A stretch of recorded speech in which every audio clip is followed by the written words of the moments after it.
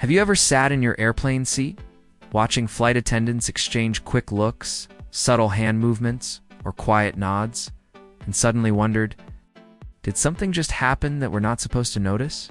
Because here's the truth. Most travelers never realize until it's too late. Long before a pilot makes an announcement. Long before a delay shows up on the screen. And long before anything feels off, flight crews are already communicating in a silent language designed to keep passengers calm, compliant, and mostly unaware. And as a professional travel planner, airport hacks expert, and someone who understands airport security systems from the inside out, I can tell you this hidden communication starts the moment you step beyond the gate, and doesn't stop until the aircraft door opens at your destination. And it's not always about emergencies the way Hollywood shows it. Sometimes it's about ranking passengers. Sometimes it's about spotting potential problems. Sometimes it's about protecting the airline from lawsuits. And sometimes, honestly, it's about protecting you from other passengers without ever saying a word. Because airports and airplanes are high-risk environments masked by smiles, uniforms, and routine, and every nod, finger tap, pause, or coded phrase you see has meaning. Even if you think you're just watching people do their jobs, for example, when a flight attendant places a hand on the overhead bin and lightly taps it twice before closing it, that's not a nervous habit. That's often a subtle check to confirm a bag meets weight distribution expectations for that row, especially on smaller aircraft. And if you ever notice two crew members making eye contact while one touches their ear briefly, that's not boredom, that's a silent alert that a passenger nearby may need monitoring. Often flagged during boarding for intoxication. Aggressive tone, refusal to follow instructions, or even just excessive anxiety that could escalate at altitude. And this kind of signaling is taught early in flight attendant training because verbal communication can escalate situations fast, especially when 150 people are listening. So the crew uses micro-signals to avoid panic, confrontation, or legal exposure. And here's something almost no YouTube video talks about during boarding. Flight attendants are not primarily there to help you find your seat. That's secondary.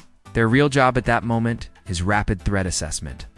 They're scanning body language, eye movement, speech patterns, gait, smell, and responsiveness. And when one attendant subtly straightens their uniform collar while looking at another crew member, that can mean this passenger is a potential compliance issue. And if the other crew member responds by adjusting their watch or badge, that's confirmation received, and now the cockpit may already be aware before you even buckle your seatbelt. And pilots have their own version of this language too. Sometimes when you hear a pilot say, "We're just waiting on some final paperwork," it can actually mean a security recheck is happening because a passenger was flagged. Or a last-minute maintenance log needs legal verification. But the language is softened to keep emotions low. And if you hear "we appreciate your patience" repeated more than once in a short time, that's often code for a delay that could extend longer than planned. But they don't want passengers crowding the gate or demanding compensation yet. And then there are the cabin lights, something most travelers completely misunderstand. Dimming lights earlier than usual can be a calm control tactic if there's tension on board. Brightening lights suddenly during taxi can signal crew readiness checks for possible return to gate. And when a flight attendant kneels instead of standing while talking to a passenger, that's a trained de-escalation technique. Lowering physical dominance to reduce aggression, not friendliness. And here's a wild detail most frequent flyers miss. Beverage service timing can change based on internal signals. If service is delayed or rushed, it might be because the crew is monitoring a developing issue elsewhere in the cabin. Alcohol service in particular is tightly controlled through silent cues.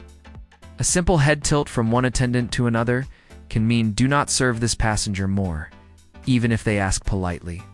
And the passenger will never know it wasn't a random decision. And airports themselves are full of these invisible conversations too, at the gate. When an agent types something and then places your boarding pass face down on the counter before handing it back, that often means your profile was briefly reviewed for seat compliance. Upgrade eligibility or connection risk. Not a problem, but a note. And if you ever hear gate agents use overly cheerful language during irregular operations, that's emotional management training in action. Because stressed crowds escalate fast, and behind the scenes, Airport security teams and airline operations share information through layered systems, visual markers, and priority tags you never see. Like when a crew member places a specific color-coded folder into the cockpit door pocket. That's not paperwork clutter. That's an operational signal tied to passenger counts, special needs travelers, or regulatory compliance issues, and yes, sometimes even suspected human trafficking indicators, which flight crews are trained to recognize through nonverbal cues. Mismatched stories, eye contact avoidance, or controlling behavior by one traveler over another. And in those cases, the signals become even quieter. A beverage napkin folded a certain way, a request for a specific seat check, a pause before closing the lavatory door, all designed to get help without tipping off the suspect. And let's talk about turbulence announcements, because this one shocks people. When a flight attendant suddenly sits down without explanation and straps in tightly, that's not just turbulence ahead. That can be anticipation of an unexpected maneuver, like altitude change or rerouting due to weather or traffic conflicts. And pilots and cabin crew often exchange short-coded phrases over the interphone that sound casual but carry weight. Things like "let's secure early" or "cabin's good," which to trained ears mean very specific risk thresholds have been crossed.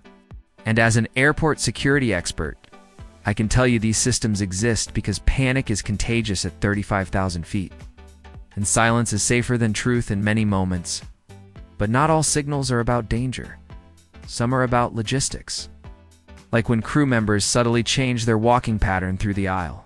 Faster pace can indicate tight turnaround pressure. Slower pace can indicate time buffer. And yes, even applause after landing sometimes triggers internal crew reactions, because excessive clapping can signal emotional passengers, which increases post-flight monitoring during deplaning, especially if there was a stressful flight. And if you ever notice crew members standing unusually close to the cockpit door during boarding, that's not random, that's layered defense posture, especially on international or higher-risk routes. And here's something that almost feels unbelievable but is true. Seatbelt sign usage can be influenced by passenger behavior. Not just turbulence if cabin movement becomes chaotic or compliance drops. Pilots may keep the sign on longer as a control mechanism.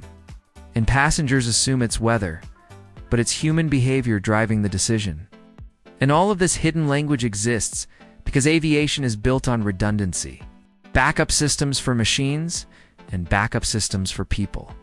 And the silent signals are the human redundancy layer, designed to catch problems before they explode into headlines, viral videos, or worse. And the reason you don't see this discussed openly on YouTube is because airlines don't want passengers trying to decode behavior in ways that cause paranoia.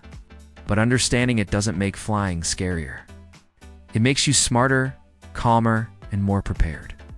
Because when you realize the crew isn't hiding things from you maliciously, but managing risk professionally, your entire flying experience changes. You stop panicking at every delay.